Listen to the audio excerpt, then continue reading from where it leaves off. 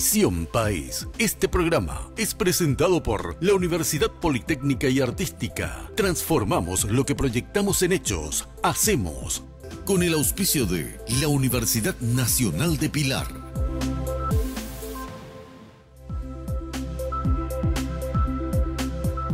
Bienvenidos a Visión País, buenas noches. Hoy queremos compartir con ustedes haciendo un análisis del discurso del presidente Mario Abdo Benítez, que el pasado miércoles asumió la primera magistratura de la Nación. Probablemente es uno de los discursos pronunciados haciendo la toma del mando, en donde contempló casi todos los aspectos que hacen a la administración del Estado. Ahora bien, merece ser sometido a un análisis porque la gran pregunta es, ¿y cómo se va a concretar eso a través de la formulación de una política pública? Porque sin lugar a dudas, un discurso de investidura de la toma del mando es una comunicación política. Y muchas veces en las comunicaciones políticas los asesores, expertos en marketing político, básicamente lo que tienen en cuenta es lo que el auditorio quiere escuchar.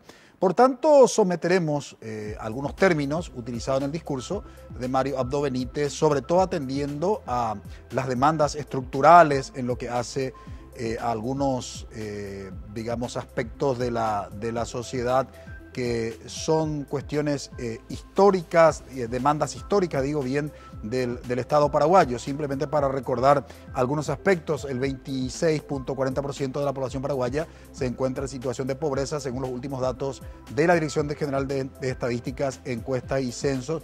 Y un dato que no es menor y que afecta de manera considerable, sobre todo al área de la educación y la salud, es que el 40% de los niños menores de 10 años se encuentran en situación de pobreza y no tienen acceso a niveles mínimos de nutrición, educación, recreación, salud y vivienda. Reitero, el 40% de los niños menores de 6 años. Esto es una cuestión que requiere de una formulación de una política pública concreta para poder atender, y no simplemente con la utilización de ciertos términos o conceptos dentro de un discurso político. De eso estaremos hablando y de otros aspectos también que hacen a la responsabilidad, sobre todo del Poder Ejecutivo. Hoy nos acompañan en Visión País para este análisis la doctora Sara Mabel Villalba, politóloga. Muy buenas noches, doctora, y gracias por haber aceptado la invitación. Muy buenas noches, doctor Francisco. Gracias por la invitación y bueno, buenas noches a los panelistas y al profesor José Carlos y bueno, muy contenta de estar acá. También nos acompaña hoy en Visión País el doctor José Carlos Rodríguez, sociólogo y psicólogo. En esas dos dimensiones le presentamos, porque dice que sus estudiantes siempre le reclaman por qué solo se presenta como sociólogo, que también incursiona en el ámbito de la psicología. Muy buenas noches, doctor José Carlos, y gracias por aceptar la invitación. Buenas noches, Francisca, y a todos y todas. Saludamos a nuestros panelistas. Bienvenido, Eduardo. Buenas noches, Francisco. Buenas noches a los invitados, a la teleaudiencia. Una noche más para debatir y hablar del futuro de este país. Buenas noches, Karina. Buenas noches, Francisco, a los invitados, a los compañeros del panel y a la audiencia. Bienvenido, Juan Pablo. Francisco, gracias. Buenas noches a nuestros invitados, a los compañeros y a la teleaudiencia. Bueno, me correspondió desde el exterior hacer el seguimiento de la toma de mando del presidente Mario Abdo Benítez, y por supuesto cuando uno está en el extranjero y saben que en su país asume un nuevo presidente. Estuve en Argentina, en Buenos Aires, participando del 8º Congreso Iberoamericano de Pedagogía, representando a la Universidad Nacional de Pilar en mi carácter de docente e investigador con la ponencia La profesión académica en el Paraguay. Fue una experiencia muy interesante con los colegas de toda América Latina y el Caribe y España, un tema que en otro momento seguramente aquí en Visión País tendremos que analizar: la docencia universitaria en Paraguay y lo que tiene que ver con la precarización laboral. No hay una carrera real, una carrera docente para el que ejerce la función académica en nuestro país. Y parece ser una constante en toda América Latina. De ese tema nos ocuparemos en otro momento. A la vuelta de la pausa ya comenzamos nuestro análisis. El discurso de Mario Abdo Benítez el pasado 15 de agosto. ¿Qué podemos deducir? ¿Qué podemos esperar a partir de ese discurso? Porque ese discurso, lógicamente, tenemos que asociar con el equipo conformado en los cargos de ministros del Poder Ejecutivo, las secretarías. ¿Cómo está la conformación del Partido Colorado en el Congreso Nacional? El movimiento cartista que no participó del acto de la toma de mando, en fin. Todo esto, ¿cómo se está configurando? ¿Cómo debemos comprender? ¿Qué nos dice el análisis? A la vuelta comenzamos el desarrollo del programa.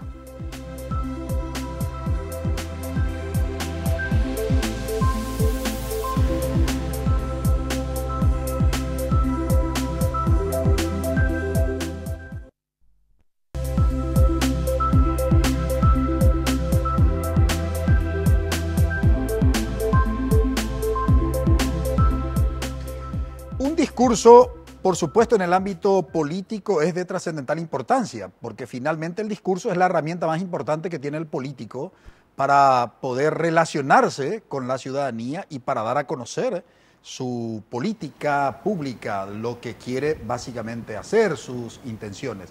Por eso hoy queremos hacer un análisis del discurso de Mario Abdo Benítez y incluso el orden en que presentó el mensaje.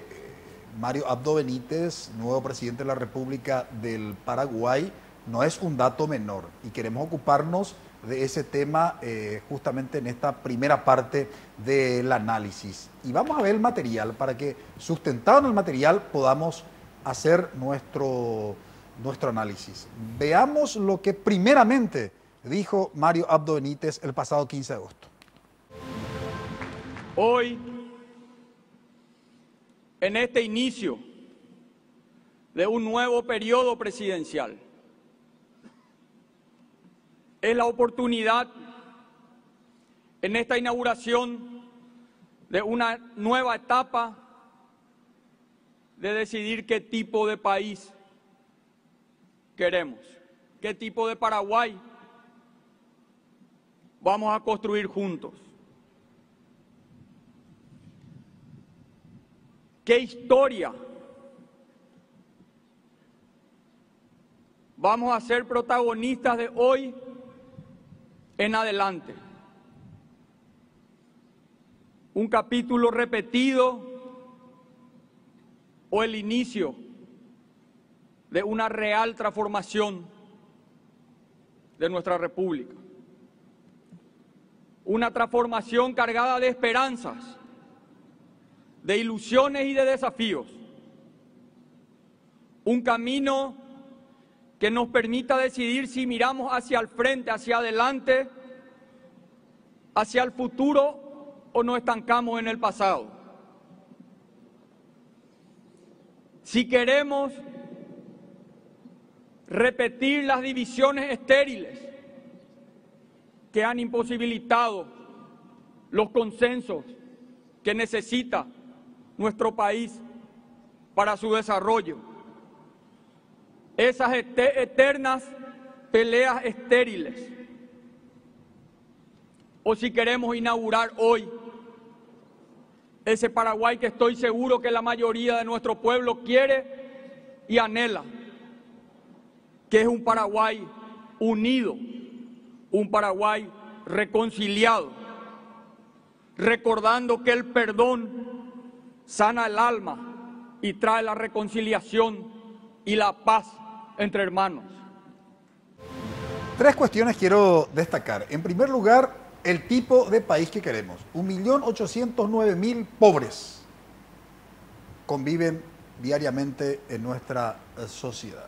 Y la gran contradicción, algunos estiman que nosotros producimos alimentos para 60 millones de personas. Sin embargo, de estos 1.809.000, casi la mitad de ellos van a dormir diariamente sin consumir las calorías requeridas. Eso una primera cuestión. ¿Qué tipo de país? La segunda cuestión que quiero rescatar tiene que ver con las divisiones estériles.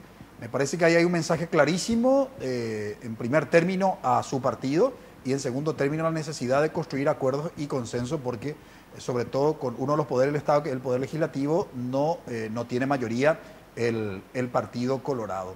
Y la tercera con el perdón. Bueno, habría que ver, finalmente, y voy a trasladar esa pregunta y poner en perspectiva para los panelistas y trasladar la pregunta a nuestros invitados. Comenzamos con la doctora Sara Mabel Villalba. Esta primera intervención incluso en su discurso, pues fue lo primero que dijo el presidente Mario Abdo Benítez. ¿Qué se puede rescatar de este discurso, doctora? Bueno, como decías al principio, Francisco, tiene mucho que ver también el orden con que está elaborado el discurso. Y yo creo que habla, por supuesto, primero de la unidad porque tiene que ver con el problema, con la fractura, con la división que en este momento se está generando se ha generado al interior del Partido Colorado y que tiene que ver incluso con el hecho de que este grupo de parlamentarios no haya ni siquiera asistido a la toma de mando, ¿verdad? Que es un mensaje también, no es un mensaje inocente, ¿verdad? El hecho tiene un simbolismo fuerte, el hecho de que no haya asistido desde el principio, y no solamente de su partido, sino también del Frente Guazú, ¿verdad? Que no.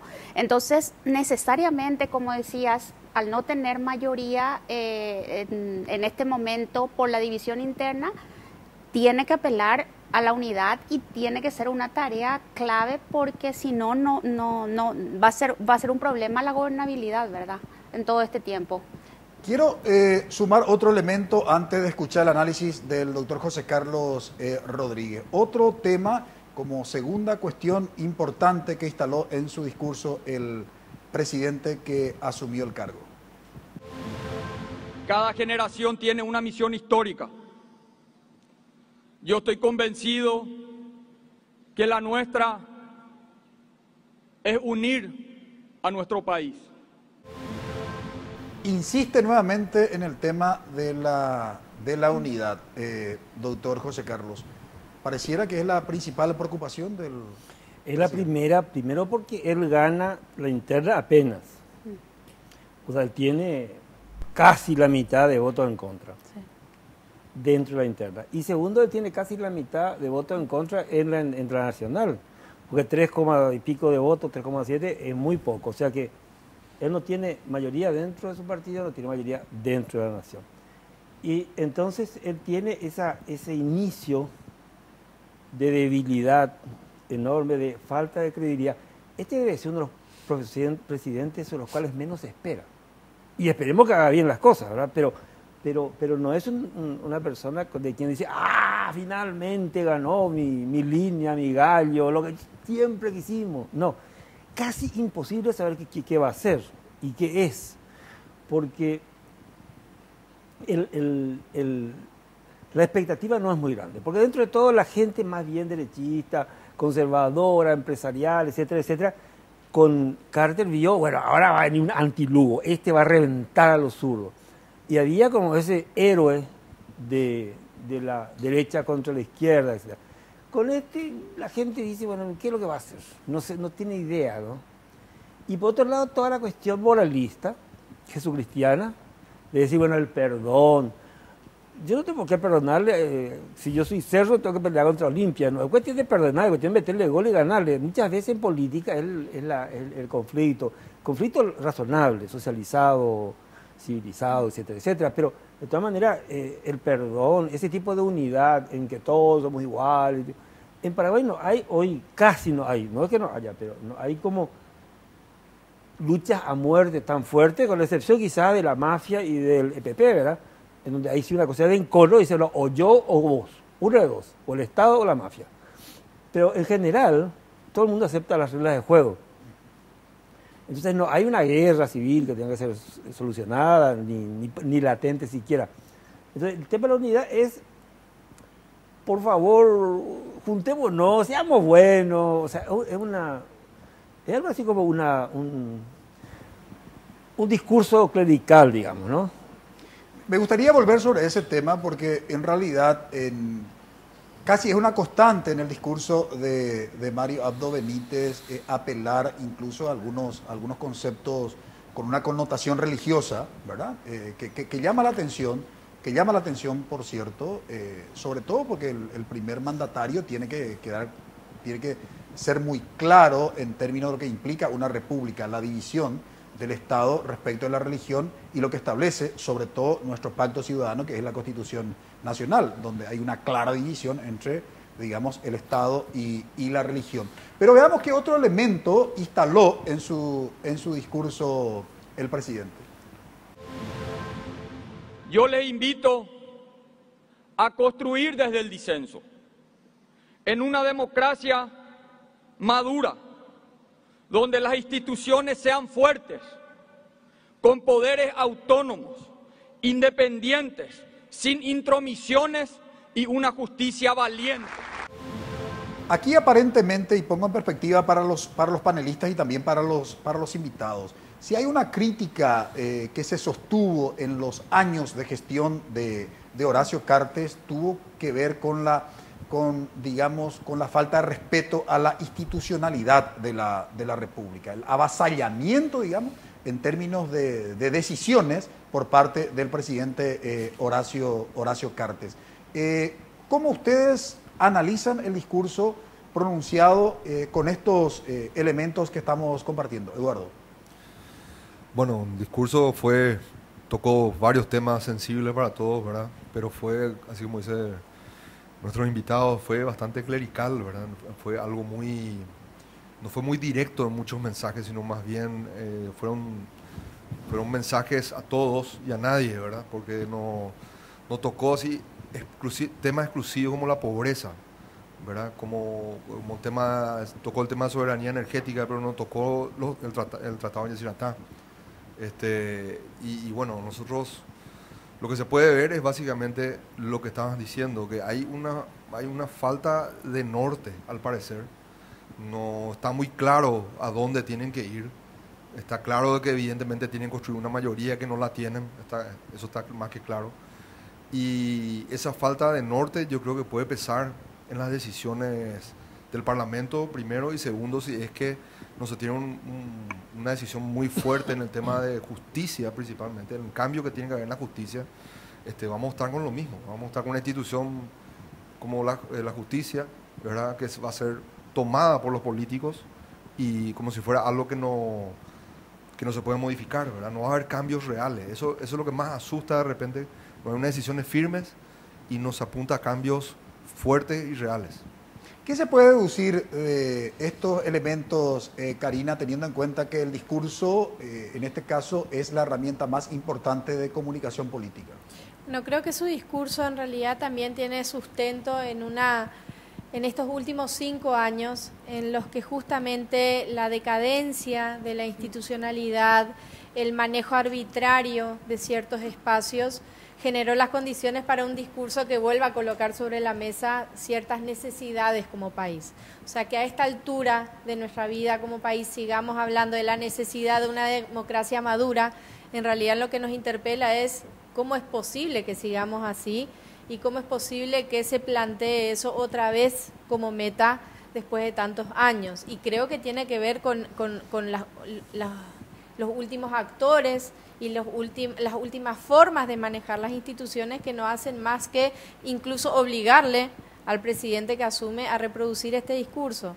Hablar de educación como una causa nacional es, claro, es una consigna que todos esperamos escuchar, pero que en la materialidad, en las decisiones concretas que vamos viendo, no se nota esa impronta que permita una discusión. Entonces creo que fue un discurso que tuvo, en todo caso, la inteligencia de colocar sobre la mesa esa emotividad de un país que necesita y espera respuestas, pero poco acompañamiento del cómo se va a desarrollar. Pero quiero hacer hincapié, Francisco, también en algo, porque él coloca esta perspectiva de una nueva generación. Somos la generación de la unidad. Y creo que es bastante delicado entendiendo el entorno y la historia, no solamente de él, sino de su grupo y del propio Partido Colorado. O sea, plantear como que hay un quiebre o hay una ruptura generacional y a partir de ahora, bueno, yo haría el inventario de nuestra historia y colocaría a los actores de qué lado estuvieron y responsables de qué situaciones fueron.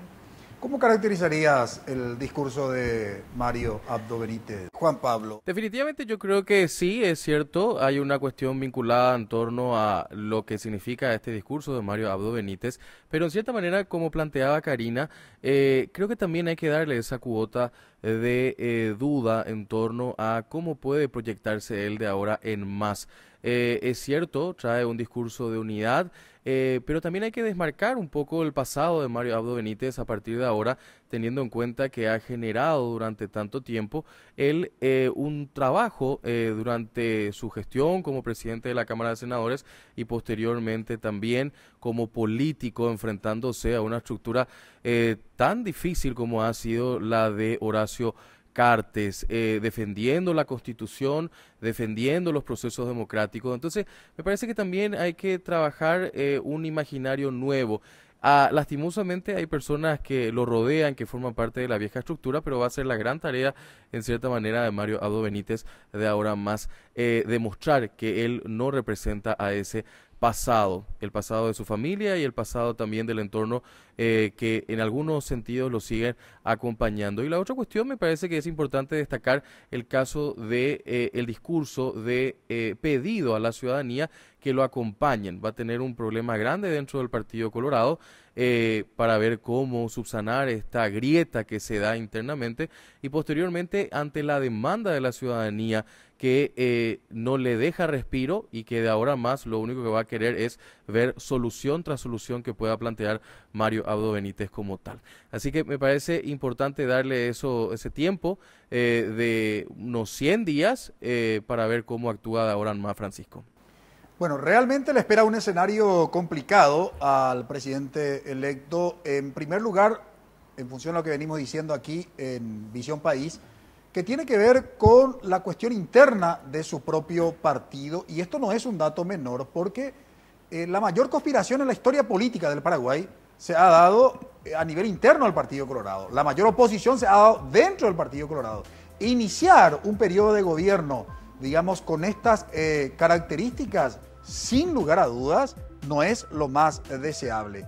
Y eso hemos hablado incluso con el propio presidente del Congreso Nacional hace unos programas, ¿verdad?, acerca del perfil de liderazgo que tiene Mario Abdo Benítez y que de alguna manera genera preocupación en la ciudad, en una buena parte de la ciudadanía, digamos, porque dentro del Partido Colorado se requiere de un fuerte liderazgo para poder solucionar ciertos conflictos que afloran. A la vuelta de la pausa seguiremos haciendo el análisis de los temas que instaló en su discurso el presidente Mario Abdo Benítez.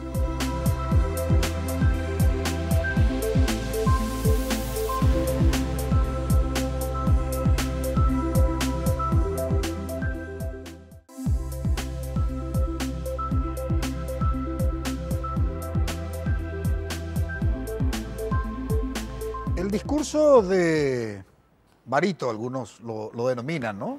Y algunos critican ese término porque dice es como para desmarcarse precisamente de la homonimia que tiene con el padre, por supuesto un hombre fuerte dentro de la dictadura astronista. ¿Cuáles fueron los elementos y de qué manera presentó, digamos, esos elementos, si ustedes consideran temas claves que hace a la responsabilidad del Estado? Veamos ¿qué otras cuestiones incorporó en su discurso? La impunidad es el cáncer a vencer. ¿O cuánto tiempo más nuestro pueblo va a aguantar una justicia implacable y rígida como el acero para los ciudadanos más humildes y complaciente y cómplice para aquellos que tienen influencia? No es una cuestión menor en la cultura política paraguaya, lo que tiene que ver con la impunidad. Y aquí no solamente es responsabilidad directa del Poder Ejecutivo, sino del Poder Judicial. Y ahí habría que ver qué reforma se plantea. No se tiene que volver a nacer todos dentro del Poder Judicial, digamos, como para poder superar esos porcentajes de impunidad que hay en relación con la corrupción. Y acá planteo ya a nuestros invitados, Con este mensaje, básicamente, ¿qué busca, doctora Sara Mabel, el presidente Mario Abdo? Bueno, en primer lugar, como estábamos mencionando, yo creo que, bueno, el discurso a nivel general es políticamente correcto. Entonces, esto es un tema que se está reclamando, que en los últimos tiempos, sobre todo en las elecciones, las misiones electorales hicieron notar mucho el tema de la no independencia de los demás poderes, sobre todo el Poder Judicial. Entonces creo que tiene que ver con un tema, en primer lugar, que está en la agenda y que, por tanto, como incluyó prácticamente todos los temas que están en la agenda, este tema también está dentro o sea, ocupa un lugar prominente en el discurso, pero por otro lado también creo que hay una intención de hacer un saneamiento. Lo que no se puede decir es qué tanto o qué tan profunda van a ser esas reformas y dentro de qué ámbito se van a encarar, si se van a encarar dentro de lo que están hablando, ya que es una constituyente, o van a ser otras pequeñas reformas de los diferentes, digamos, una reforma electoral, una reforma del Poder Judicial. ¿Cómo va a encarar? Que todavía creo que no hay como suficientes datos para eso. Ahora, veamos otra cuestión, porque quiero incorporar un elemento más para el análisis que va a hacer el doctor José Carlos Rodríguez. ¿A qué temas más se refirió? Fuimos electos para servir, para hacer un gobierno eficiente, con rostro humano. Rostro humano, esto me hace recordar de un gran economista argentino, hacia una economía con rostro humano, que es lo que necesita en definitiva nuestro país. Doctor José Carlos, fuimos electos para servir. Entonces me parece un cliché, digamos, casi de un discurso. No, pero ahí se colocan temas que son de verdad importantes. ¿Cuáles serían? En primer lugar, el tema de la justicia, y además lo plantea bien, lo plantea como un tema de discriminación. No es simplemente que la justicia no anda, no. No anda para aquellos que son fuertes y anda para los que son débiles. O sea que la justicia como un código de disciplina y no como un Estado de Derecho que subordina a todos, ¿verdad? Pero también toca el problema de la educación muy fuertemente, que es muy importante. Tomó el tema de la salud y también lo planteó como una cuestión de discriminación, porque dijo: a veces el drama no es la enfermedad, sino llegar hasta el lugar donde pueden ser, donde yo puedo consultar. O sea, yo creo que en ese sentido no tenemos que tener una actitud de Casandra o de negativismo extremo, de decir, no, acá todo está mal. No, hay compromisos fuertes. También habla de emparejar la cuestión tributaria, porque ustedes saben que hay un sector de la economía que produce el 25% del ingreso y que paga menos del 1% del ingreso nacional. O sea que hay trampa entre empresarios, no solamente entre los empresarios y la gente común. Planteó ese tema. O sea, él toca temas que son de verdad importantes para el Paraguay. Yo diría los temas importantes para el Paraguay. Es verdad que no tiene un planteamiento programático, pero tampoco tiene un planteamiento como de líneas, en el sentido de decir, ¿qué es lo que yo voy a hacer en general? Te voy a poner un ejemplo horrible, porque yo lo odio a Trump, pero Trump dice, yo quiero hacer un muro porque los mexicanos son unos sinvergüenza. Todo eso es horrible, pero él está intentando hacer el muro y reventar a los mexicanos. Lo está intentando hacer desde su gobierno, ¿verdad? Pero acá no sabemos qué es lo que va a intentar. La impunidad dice que es el enemigo, pero la impunidad, está bien, es el enemigo, pero el tema es que detrás de la justicia hay dos cosas, o por lo menos tres, ¿verdad? Este tipo de sector empresarial que compra, el sector político que ordena, y luego algunos jueces venales que no son todos, que se someten, ¿verdad? Pero entonces acá el problema no es que nazcan todos de nuevo, sino que se elijan a los mejores y que se suspenda la opresión del Poder Judicial. El Poder Judicial está oprimido. No, hay que darle libertad por los políticos y los empresarios, del siglo, por los ricos y por los poderosos. Él lo dijo el presidente. Eso se sabe. Entonces lo que hay que hacer es que este juez tenga capacidad de decirle, mira, usted será el hombre más poderoso del país, pero si cometió un delito, yo, como representante de la ley, tengo que meterlo preso, lo siento mucho, chao, vayas a la presa. Ese es el punto, pero en Paraguay no hay capacidad de meter preso a aquel que tenga poder, o de ponerle una multa. Si yo no pago impuestos y tengo mucha plata, no pago, punto, no me voy preso nunca se puede preso por nada. Guasmosi tiene una orden de captura. ¿Y quién me mete preso a Guasmosi? Nadie. Y como ven muchos, digamos. Entonces, también González Macri tiene una orden de captura. Entonces, el Poder Judicial, y hace poco cuando hubo una entrevista y le dijeron a una fiscal, pero ¿por qué te hicieron este asunto con este diputado que le perdonaron cuando hizo el asunto de meter la plata para sus empleados domésticos, ¿no? Y él dijo, es que lo único que podíamos hacer, porque si nosotros agarramos y seguíamos, se iba a prescribir el caso. O sea, no me da el cuero, entonces como yo no puedo castigarte, bueno, te voy a pedir alguna cosita, te voy a hacer un perjuicio por lo menos. O sea, pero el Poder Judicial tendría que ponerse también los pantalones largos o la pollera larga, no sé qué cosa, pero tendría que decir, bueno, no importa, yo mando, yo soy un poder en este ámbito, ¿verdad? Y si usted cometió un delito, cumple la ley, yo le sanciono concurso. Entonces, eso es lo que está de por medio, ¿verdad? Sin lugar a dudas, y lo que quiero más que nada aclarar en relación con lo que había señalado es que la impunidad hoy es transversal, digamos, a los tres poderes del Estado, porque tenemos funcionarios, altos funcionarios que ocuparon cargos dentro del Poder Ejecutivo y que hay fuerte sospecha de su enriquecimiento ilícito. Tenemos el caso precisamente que es novedad hace un par de semanas en el Poder Legislativo, ¿no? Y el Poder Judicial, ¿verdad? O sea, a ver, los jueces ¿cuánto ganan? ¿Verdad? Los fiscales ¿cuánto ganan? ¿Verdad?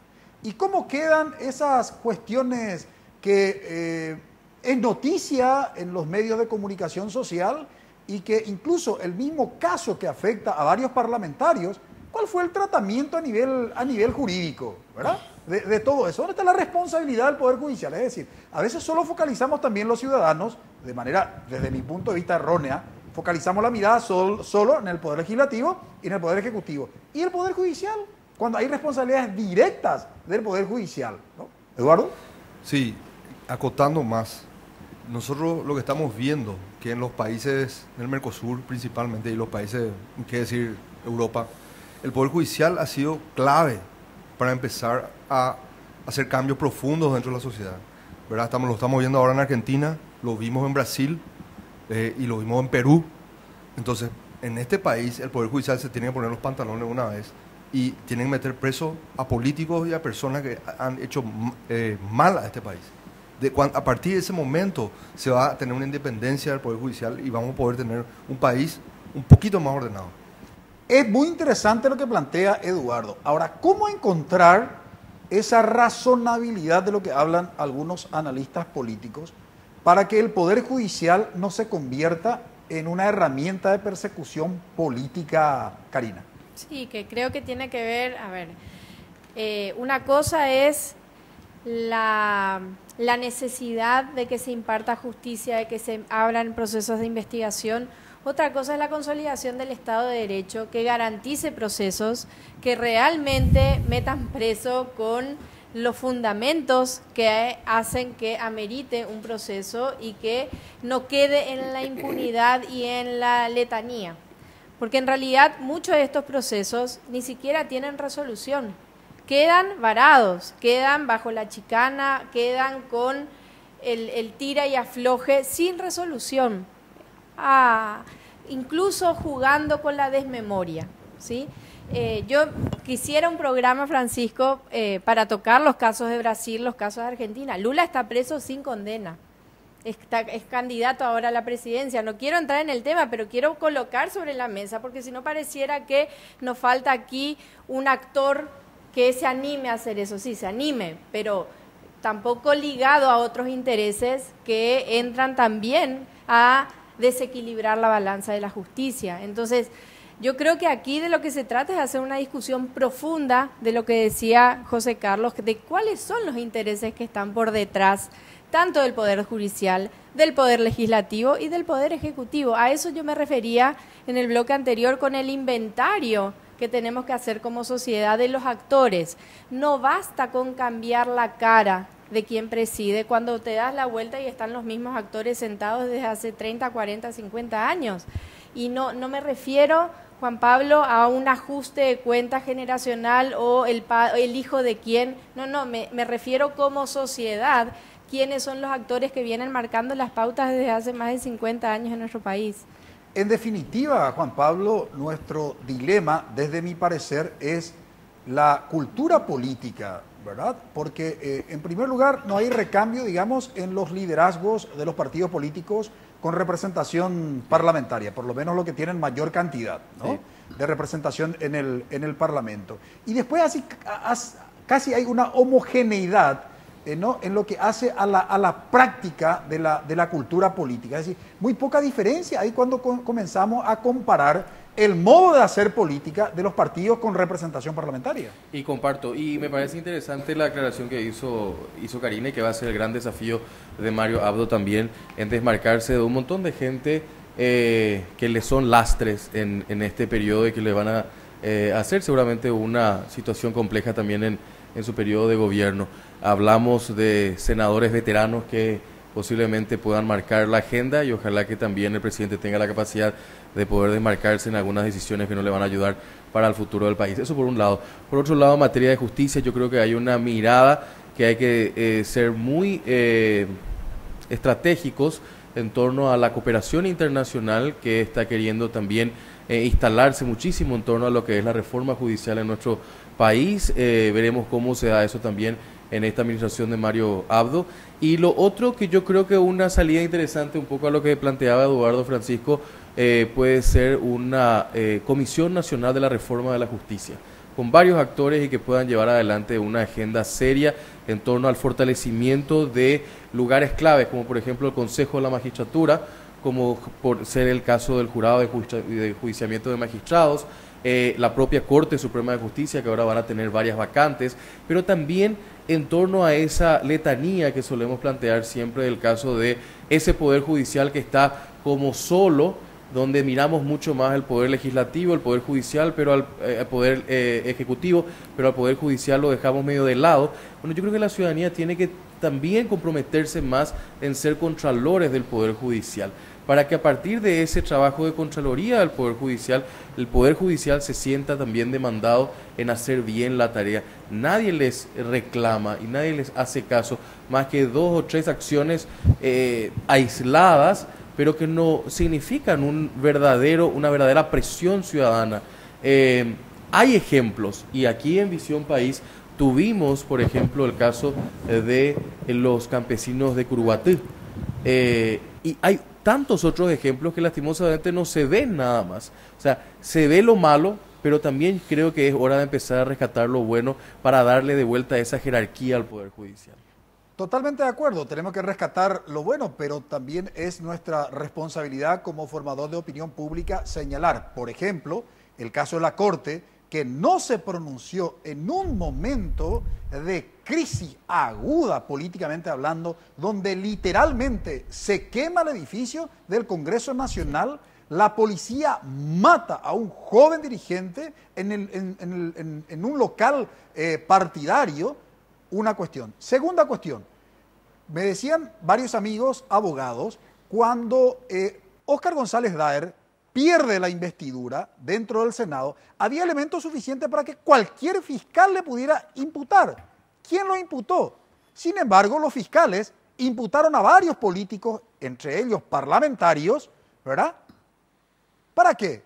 Para convertirse en un actor de telenovela. Brevísima pausa.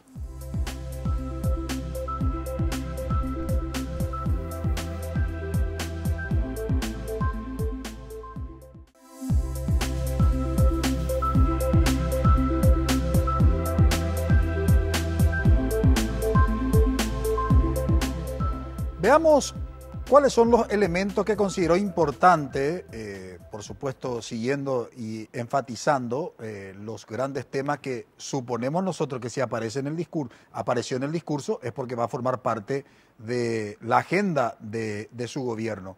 Veamos qué otros temas más se instaló.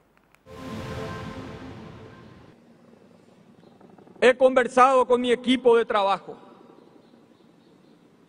Confío plenamente que estarán a la altura de la demanda de la ciudadanía, de trabajar con honestidad. Y hoy quiero decirles a ustedes lo que le dije en privado a ellos. Yo no seré juez de nadie, pero si en mi gobierno alguien tiene inconductas, seré el primero en colaborar con la justicia. No seré un presidente complaciente con esas inconductas. Solidaridad y apoyo para el trabajo siempre encontrarán en mí. Yo prefiero los aplausos de salida y no los aplausos de entrada. Qué temazo instaló. Pero veamos otro elemento más y después hacemos nuestro análisis. Llegó la oportunidad de demostrar a nuestra gente de que se puede hacer bien las cosas. El Paraguay va a seguir creciendo, pero necesitamos un crecimiento económico más inclusivo, sacarle a nuestra gente de la pobreza extrema, disminuir el desempleo, una movilidad social ascendente. Y solamente con la cultura del trabajo vamos a construir ese camino. En relación con el tema del mensaje, doctora Sara Mabel, para su equipo, que dijo, bueno, yo en privado lo dije y ahora voy a compartir con ustedes. Eso es una cuestión histórica, digamos, en lo que hace a la función pública, los hechos de corrupción. Sí, y también creo que independientemente del tema de que puede haber corrupción, va a ser clave el tema de con quiénes trabaja. Bueno, para empezar porque su programa, digamos, sus propuestas son ambiciosas. Como hoy decía alguien, hay que cambiar todo o que hay que hacer. Entonces, eso implica que es clave el tema de a quienes elige como colaboradores. Y hay que ver luego en los hechos si esta cuestión de no ser complaciente, como dice, cómo se va dando dependiendo de quiénes sean los, si hay acusados de corrupción u otro tipo digamos, de faltas, ¿verdad? No hay que olvidar que el Poder Ejecutivo cuenta con una Secretaría Anticorrupción, ¿no? Que digamos que sería la primera instancia antes de que los antecedentes se remitan al Poder Judicial. Sí, y me quería referir a lo segundo que dice, que a mí me llamó más la atención, el tema de lo de la pobreza. Sabemos que ya lo mencionaste en algún momento, lo mencionaron los panelistas, ese es un tema clave, ¿verdad? Y si bien me parece sumamente importante que lo plantee de manera como un tema central, ¿verdad? También creo que, digamos que se queda como un poco corto en el tema de que la pobreza se combate con trabajo. O sea, estamos hablando de una pobreza histórica, de una pobreza de características estructurales y creo que instalar esa idea que ya está bastante arraigada en la sociedad de que el que es pobre es el que no trabaja o porque no trabajó lo suficiente, no toca las cuestiones profundas que tienen que ver con la desigualdad, que no menciona para nada, y con el tema de la distribución de la riqueza, que es un tema sumamente sensible y que es la que está detrás de todo de esta pobreza estructural, histórica que tiene el Paraguay, ¿verdad? De alguna manera, doctor José Carlos planteó también en su discurso lo que caracterizaría a su política económica. Y ahí estoy así con un cierto conflicto, porque escuché en otras ocasiones al ministro de Hacienda decir que bajo ningún punto de vista iban a plantear una reforma tributaria, ¿verdad? Que en todo caso lo que van a hacer es tratar de cobrar a aquellos que evaden los impuestos, pero no tocar el actual sistema tributario. Y he leído varias de tus publicaciones señalando que efectivamente el país requiere de una reforma tributaria si quiere atender problemas puntuales como el caso de la desigualdad, como el caso de la situación de pobreza y otras cuestiones que son responsabilidades del Estado.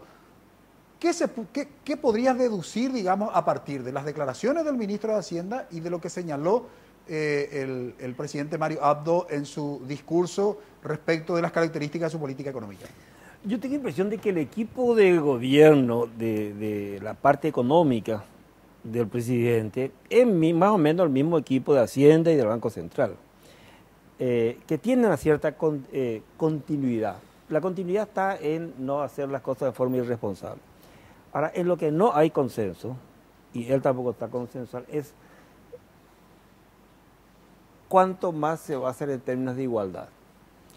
Porque acá es cierto que se confunde mucho la desigualdad con la corrupción en el momento que el 25% del Producto Interno Bruto está creado por un sector que no paga ni el 1%, o sea, menos del 1%. O sea que el sector latifundista, por decir así, es básicamente evasor, o sea que es delictivo, pero también es políticamente gobernante o influyente y plantea la idea de un país sin impuestos, un paraíso fiscal, y que las cosas y que el día que se porte bien el Estado, sí se porta muy bien, quizás van a considerar la posibilidad de darle un poquitito más de plata. Pero mientras se porte mal, no vamos a hacerlo. Entonces, pero ahí hay una cuestión que no está decidida. Hay una tímida alusión, no en esta parte, sino después, a que todos los empresarios tienen que pagar igual cantidad de impuestos, ¿verdad?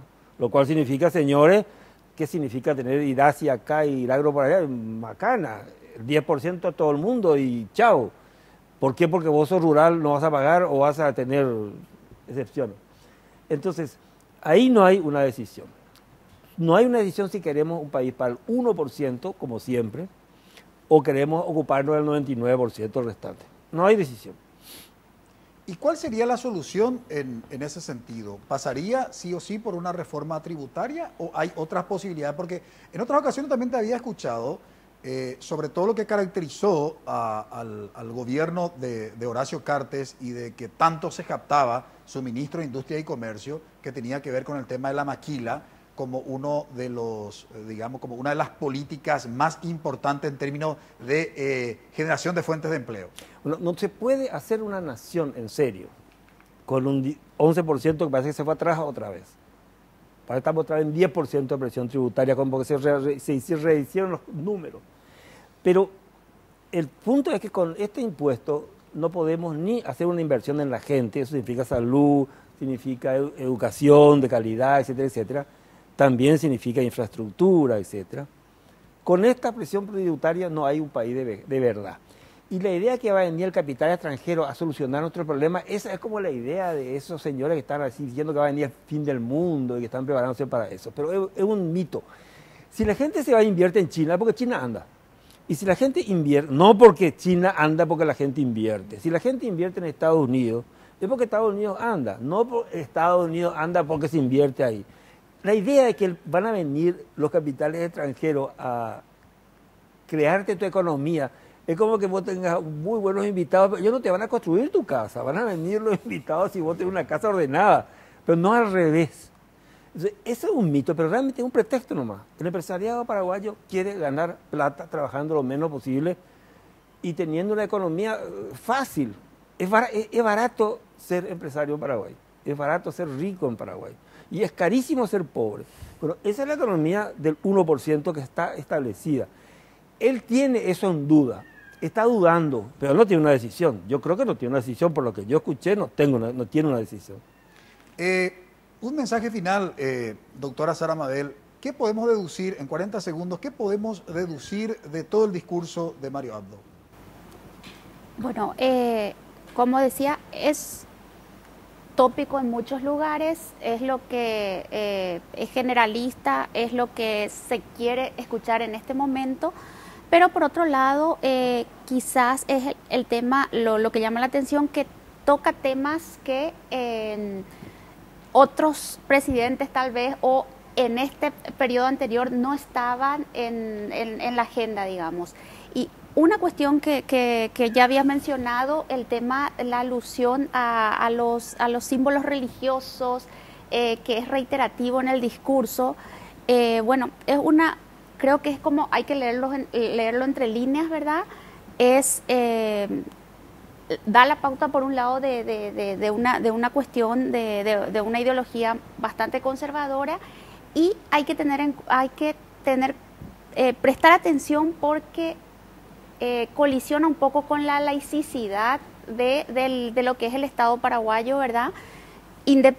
Constitucionalmente, que debería ser independiente de cualquier símbolo religioso, y porque también eso remite un poco, en el peor de los casos, no necesariamente en este, pero remite un poco a lo que son los estados teocráticos, ¿verdad?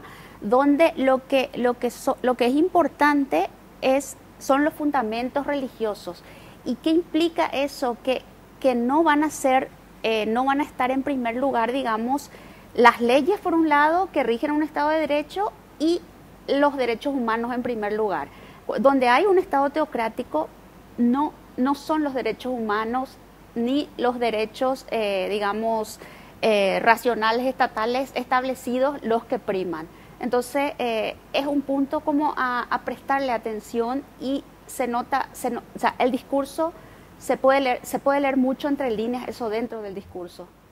Clarísimo el mensaje y el análisis, se nos fue el tiempo. Le agradecemos muchísimo al doctor José Carlos Rodríguez por colaborar con nosotros, la doctora Sara Mabel Villalba, también a nuestros panelistas Eduardo, Karina y Juan Pablo. Brevísima pausa, a la vuelta presentamos nuestra conclusión.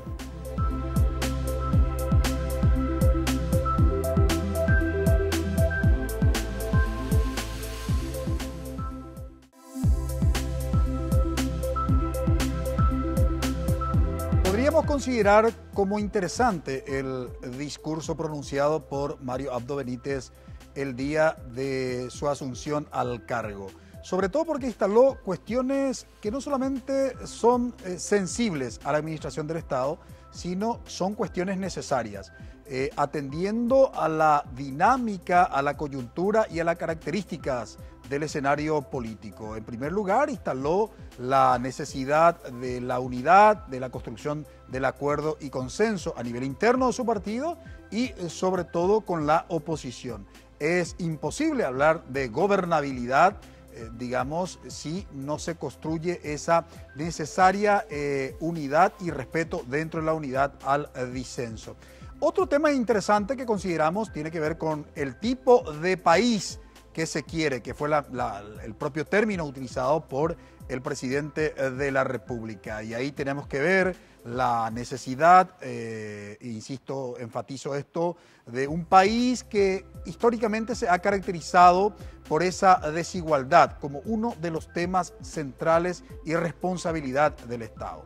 La desigualdad por un lado y la pobreza por el otro lado. ¿Qué tipo de país queremos? Queremos un país inclusivo, queremos un país que supere esa desigualdad entre pobres y ricos en este país. Nos pareció, reitero, muy interesante. La otra cuestión tuvo que ver con el tema de la impunidad y sobre todo refiriéndose también a la necesidad de atender esa impunidad que siempre ha caracterizado a la clase política paraguaya y que su gobierno no se prestaría bajo ningún punto de vista a apañar, digamos, algún tipo de sospecha o de impunidad que pueda darse o caracterizar a su gestión de gobierno.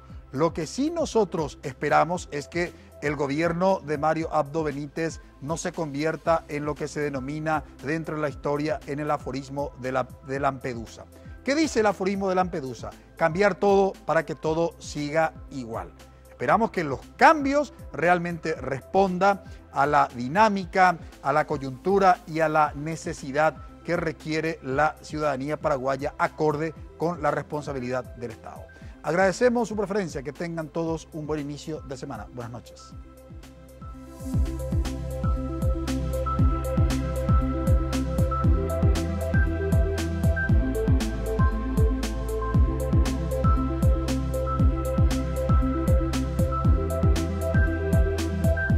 Visión País. Este programa fue presentado por la Universidad Politécnica y Artística. Transformamos lo que proyectamos en hechos. Hacemos. Con el auspicio de la Universidad Nacional de Pilar.